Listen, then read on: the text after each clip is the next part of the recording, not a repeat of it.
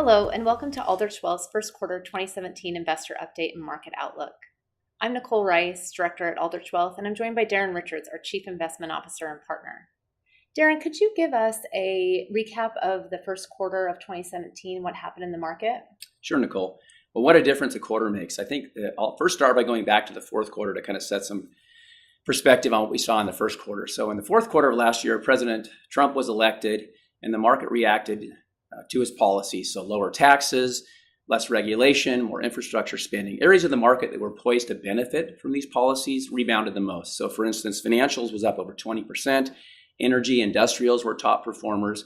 Also small cap stocks, which generally perform well when taxes go down. They benefit the most from that. And they're very domestically focused. So some of his tough trade talk actually helped domestically focused companies. So small cap stocks did extremely well.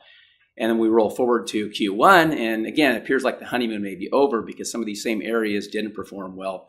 The market refocused back on fundamentals, and we looked at earnings. So fourth quarter earnings came out. They were extremely strong in some sectors. Technology was up 12%. We saw consumer staples up 8%. We saw healthcare up 8%. These were the areas of the market that performed extremely well.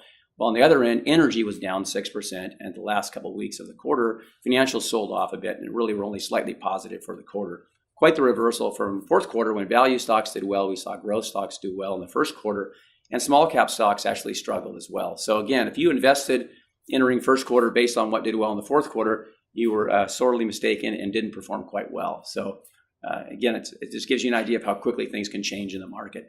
On the international side, international stocks were actually down last quarter. This quarter, they were the top performer. So ever since 2011, when the U.S. Earnings have continued to move higher, international earnings have actually stabilized and gone down, particularly in Europe and the emerging markets.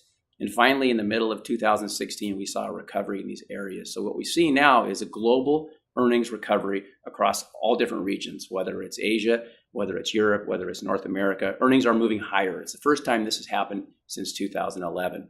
Now, during that 11 to 16 period, international stocks actually got quite cheap because they weren't doing well. Investors gravitated more toward U.S. stocks. So what we've seen recently is an appetite is increasing for international stocks. Earnings are growing faster. We're seeing 20% earnings in Europe, over 20% earnings in the emerging markets, 10% earnings in the United States. And we saw some strong recovery. We had international stocks up about 7.25%. We had emerging market stocks up over 11%. This is relative to 6% growth for U.S. stocks. So again, a very, very solid quarter for international.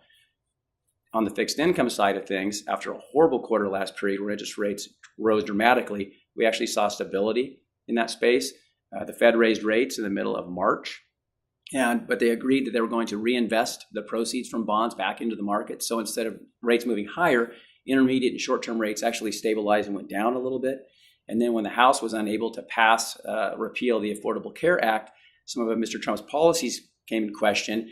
And again, we saw interest rates drop a little bit. So quite a different quarter than we saw last time. Last quarter, it was really driven by areas in the market that were supposed to perform better under President Trump's policies. This quarter, it was actually back to fundamentals. International, the U.S., bonds, everything did quite well. And it was really related to faster economic growth globally. Thank you for joining us for Aldrich Wealth's first quarter investor update and market outlook.